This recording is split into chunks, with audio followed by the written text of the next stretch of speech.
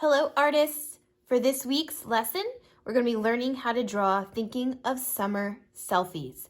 I'm going to show you how to draw a selfie or a self-portrait of yourself, focusing on the top of your head with your eyes looking up so that you can have a thought bubble up top where you can fill it with all different thoughts and ideas of how you would like to spend your summer break.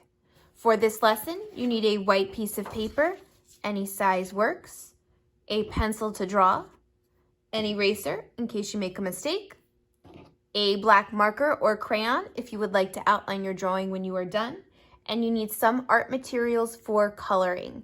I use simple crayons and markers, but if you want to use colored pencils or oil pastels or watercolor paint, it's up to you. Let's get started on our project. To begin with, you're going to want to take your white paper and turn it vertical, straight up and down so that you have enough room for your head for your self-portrait and the thought bubble up top. We're going to actually start towards the bottom of our paper today. And a self-portrait is when you draw a picture that looks like you. So keep that in mind when you are doing all of the details like your eyes and your hair and your nose and your mouth. You want it to look like you and nobody else. So I'm going to actually draw with a black marker so that you guys can see, but of course you can start with a pencil so that you can erase if you make a mistake. Now, since I'm only doing the top of my head, I'm not going to actually make the entire oval or circle for my head. I'm only going to do half of it towards the bottom.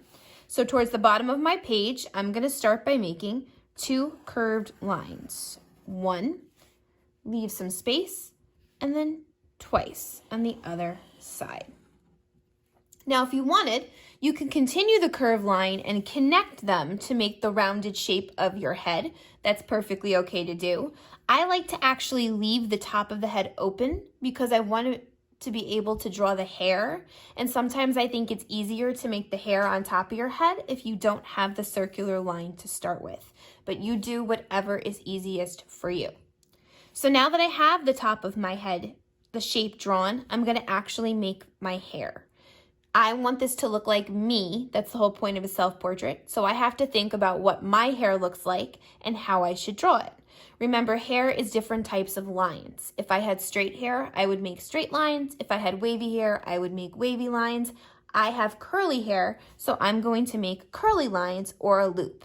I'm going to start in the center, and I'm going to make my loop for my curls come down on both sides, and I'm going to keep going so that I can fill it up so that it looks like the hair on the top of my head. Now, everyone's hair is different. If your hair is shorter, you make shorter lines. Boys, you will definitely just probably be making the hair that's more just on the top of your head, coming a little bit down to your ears. It's always a good idea when you're doing any type of self-portrait that if you have a mirror nearby, you can look in the mirror to help you see what your hair looks like and what types of lines you should use. It's always a good way to see your facial features when making a self-portrait is to look in a mirror while you draw. Now that I have my hair, my curly hair, I'm going to start adding some of the facial features. Before I forget, I'm going to put my ears. So I'm going to make a curve on both sides once and twice, and I like to make the little curved line inside for the inner part of the ear. I'm going to go towards the middle, and I'm going to make the shape of my eyes. So I'm going to make them by starting with a curve once, twice, and I curve under two more times. That gives me the basic shape of my eyes. If you look in a mirror while you're drawing, you'll notice that eyes are not really complete round circles. They're more oval shaped and stretched out a little bit. So that's why I use the curves to draw mine. So my eyes are going to be looking upwards towards the thought bubble above my head. So I'm going to make sure that instead of putting the eyeballs like I normally would towards the bottom, I'm going to draw them towards the top so it looks like I'm looking up. So I'm going to start with a medium curve and then a smaller one. And I'm going to color in the smaller part of the eye That is the pupil. That is the dark part of your eye. And now I'm looking upwards towards the thought bubble when we draw it in a minute.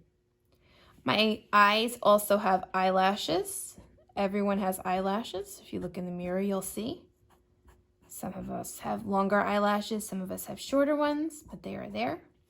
Above my eyelashes are my eyebrows, curves, that I can color in to match the correct color of my hair later. And my eyes are done. In the center of my face, I need to make my nose. Now, everybody might make their nose a little different. I'm gonna actually make mine with the curves. That's how I like to make mine. Maybe you make yours as a little check mark. Everybody has a different way of drawing noses. You choose what's right for you.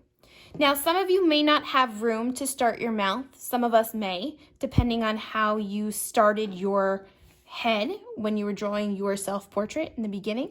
But if you do have room, you can start to make your smile or the top of your mouth. So I'm gonna make it come down and touch the bottom of the page and stop where I hit the end. No big deal. Okay? When you look in the mirror, you might notice that maybe you have freckles that you want to add. Maybe you have glasses that you want to put on. Maybe you're wearing earrings. Any kind of details that you would like to make it look a little bit more like you is perfectly fine. But remember, you're really only drawing the top part of your head, focusing on the eyes and the top of your hair. You don't have to get too far into any other facial details, only if you happen to have a little bit of space.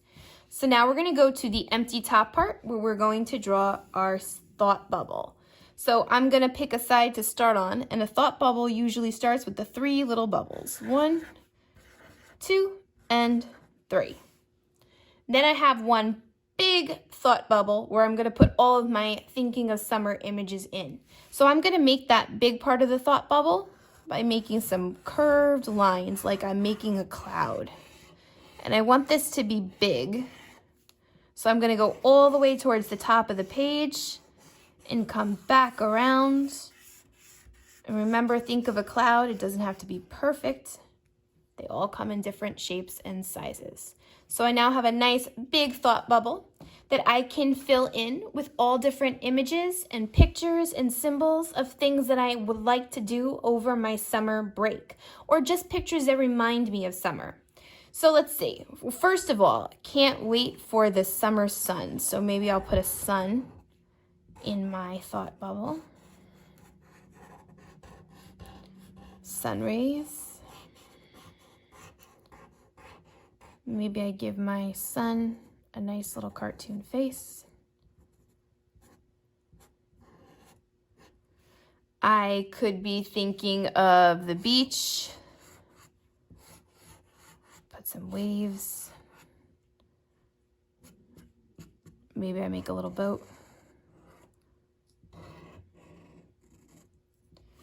Maybe one of my favorite things to do in the summer is to eat ice cream.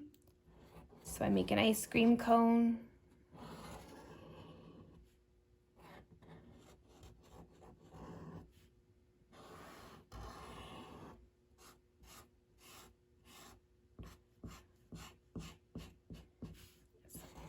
Fudge and sprinkles and a little cherry on top. Maybe I can't wait to read a book this summer, so I'm going to make an open book.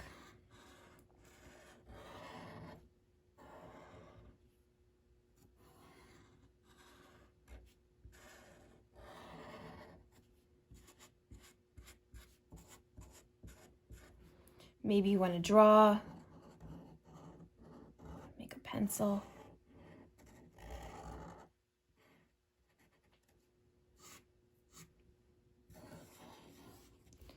Maybe you love to go swimming, you make a swimming pool.